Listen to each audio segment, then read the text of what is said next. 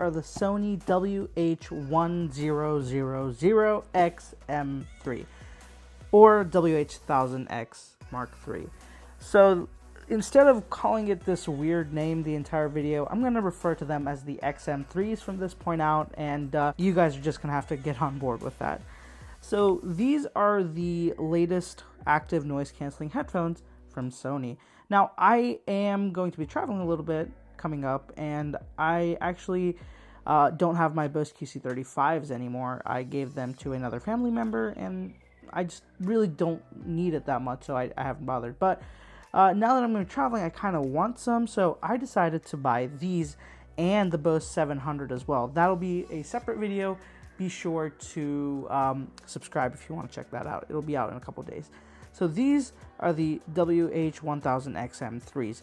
They're Sony's newest active noise cancelling headphones, and from what reviews are saying and from what the general buzz is that these are excellent headphones. And today I'm going to unbox these and try them on for myself and give you guys perspective from somebody who loves tech but knows absolutely nothing about audio and like sound quality and all that.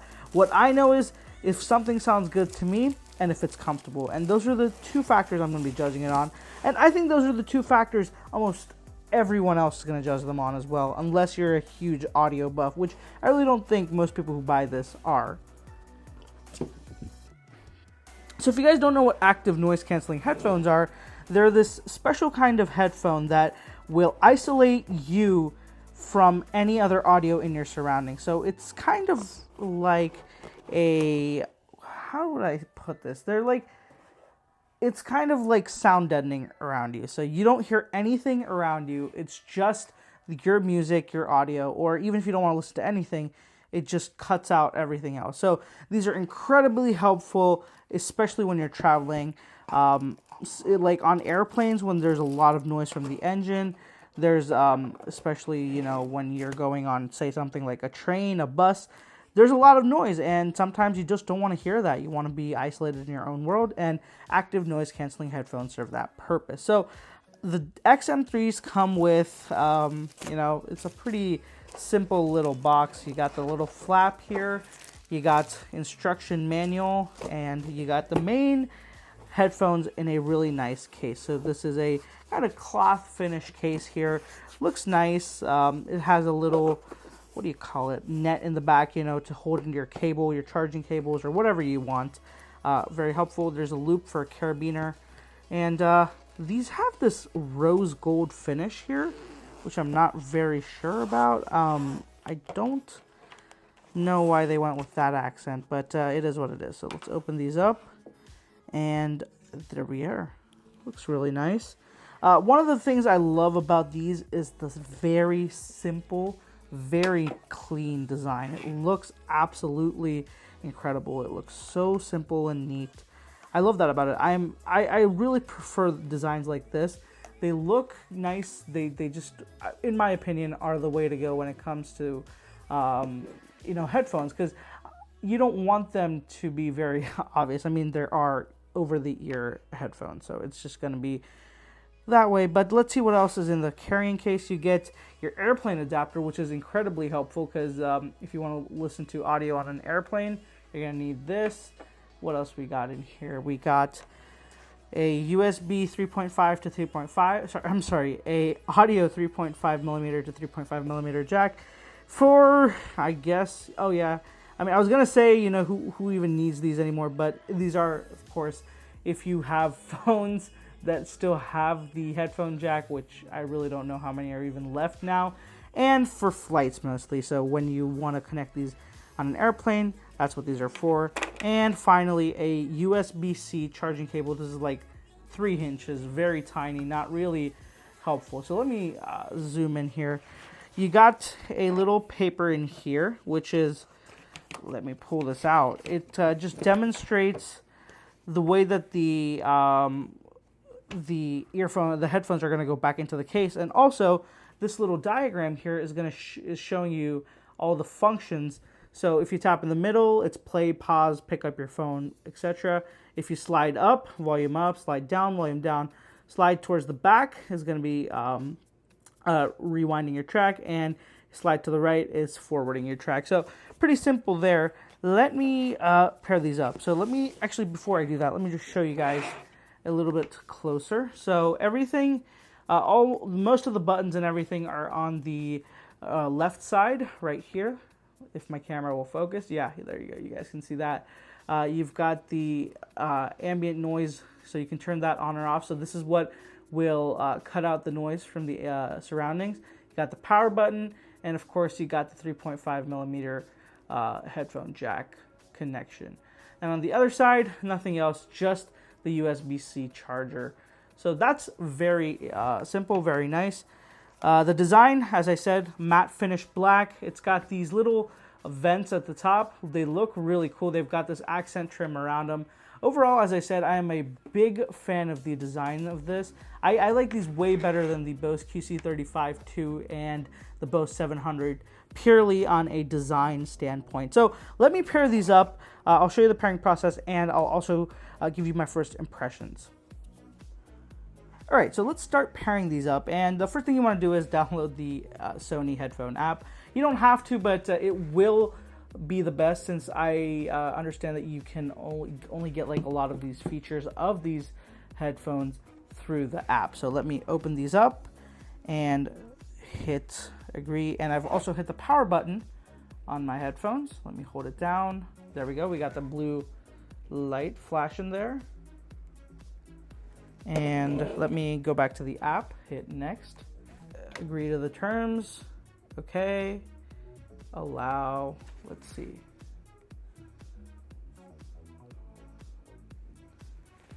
So there we go, we got them.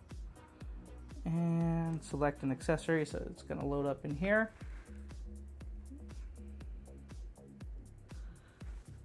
There we go. WH1000XM3. While this is pairing, a little gripe with this: why does the name have to be so complicated? Why can't it just be QC35 II or like Sony Wireless 1 or something? They don't have to make it so complicated. They want to make it complicated because they just, I don't know. So the app is now connected and ready to go.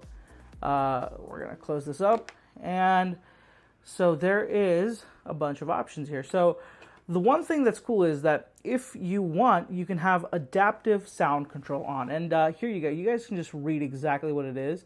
The app detects your actions and your ambient like noise. So say I'm walking and it's not that loud outside. What it'll do is it'll bring down my ambient, the noise cancellation, just so I get a little bit more of the surrounding. On the other side, if I'm sitting and I'm on a flight, which is very noisy, it'll max it out so that I can't hear anything that's going on around me. All in all, very helpful to have. So let me just hit OK, and let's turn that on. This sounds like a cool thing to have. So we're gonna let it allow while you're using app. So right now it's detecting what I'm doing, and it just says I'm sitting, staying. So let me hook these up, and it's just so cool. All right, so another cool trick of the app is it has this optimizer where you can optimize the level of noise cancellation based on your atmospheric pressure. So this is mostly for where you are. So right now it'll measure your wearing condition and everything.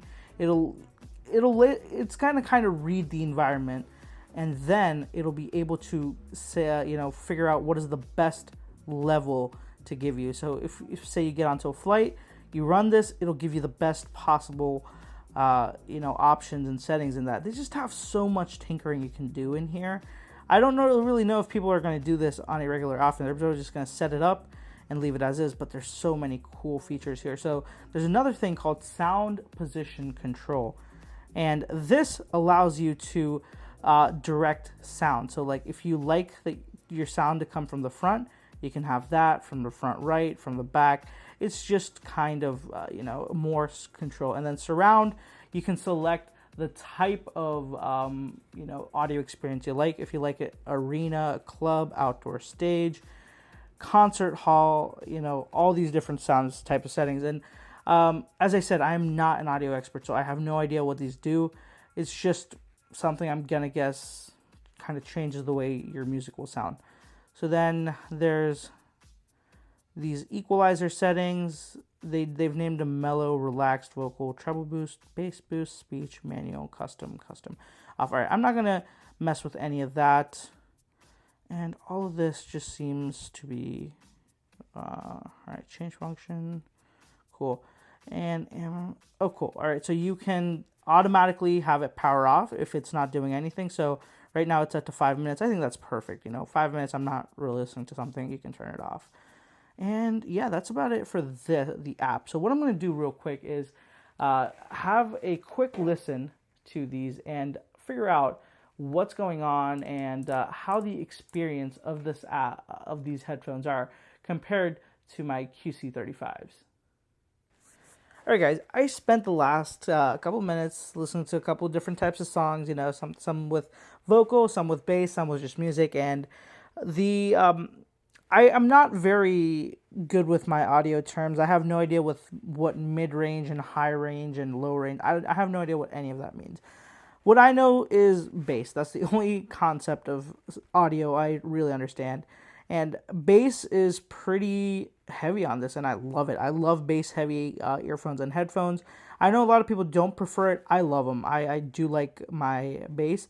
And everything else honestly sounds amazing. It feels comfortable. One of my absolute favorite features already is when you cover the right side with your palm, what happens is it kind of lowers the volume of your music and it pipes in noise from the outside. So say I'm sitting somewhere and I'm listening to my music, someone walks up to me, I don't have to pull off my earphones or pause my music. All I have to do is put my palm on this side of the headphone, and it will actually pipe in the sound from the outside using the mics, and I can actually hear them clearer than most other situations, which is awesome. It's great. I love these. The one complaint I do have right now is that the touchpad controls are a little bit they're here and there. I'm still I still prefer my physical buttons when it comes to headphones. It just feels a lot simpler than touchpads. They're not as finicky, but it is the way of the future. I get it. If you want to have a clean look, you got to get rid of the buttons. But for now, that's my one complaint with these. The touchpad, I wish they had kept it just as a... because what happens is when you're listening to music, you're doing this, but sometimes it doesn't work, so you keep doing it again. But it turns out there was just a little bit of a delay, and it bumps up the volume a little bit too much. So it's a little bit... It's gonna have a learning curve. That's what I'm saying. Otherwise, great pair. If you're looking for headphones, these feature-wise, and just sound quality-wise, I kind of prefer these over the QC35 II.